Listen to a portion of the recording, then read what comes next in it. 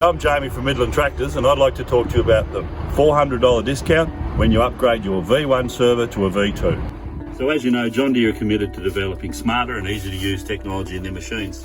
And with this in mind, back in 2018, they upgraded to a new V2 server. So model year 18 machines onwards were all fitted with this V2 server. So that's been more capacity and speed for future functionalities.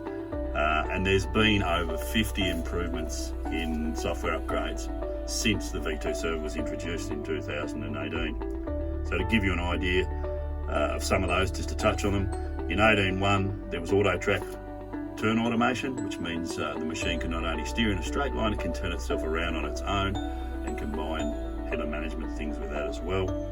Over-the-air activations meant you could push activations directly to the machine. Infield data sharing meant that you could share A/B lines and coverage maps with other machines.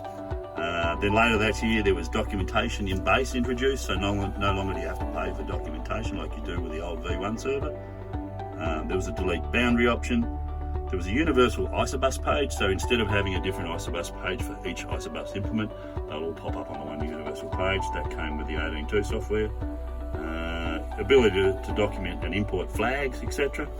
Then in 19.1 there was section control, performance improvements, manual documentation of weather and field conditions, so like the old 2630, you could add the weather conditions for the day, the soil temperature, wind direction and so on. You could also add the operator's name and license.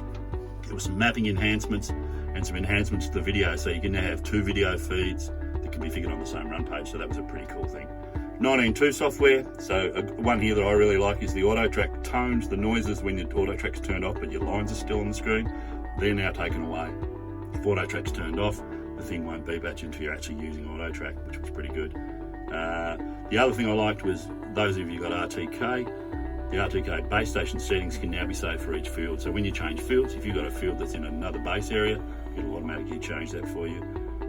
So there's heaps and heaps of other improvements, and they're now going to have 3 software updates a year, so there'll be plenty more to come. So if any of this stuff interests you, or you're interested in new functionalities coming in the future, give one of the guys a yell, either at Montrose, Longford or Latrobe, and we can get this done. Obviously the $400 off only runs till the end of December, so please be quick if you want to take advantage. Just finally, if you're wondering how you know whether you've got a V1 or a V2 server, just follow these simple instructions. So if you press your menu down the bottom right and then go to System over on the left, go into Software Manager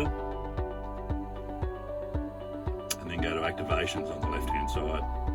What you'll notice now down towards the bottom in the middle there, you'll see the Details tab. If you hit on the Details tab, you'll see a serial number for the display. If that serial number starts with PC, like this one, it is already a V2 server. If it starts with RW, that means you've got a V1 server, and you may wish to take advantage of the V1 to V2 upgrade. Thanks for your time, and if you would like to do so, an upgrade, please ring your local dealership. Thanks again.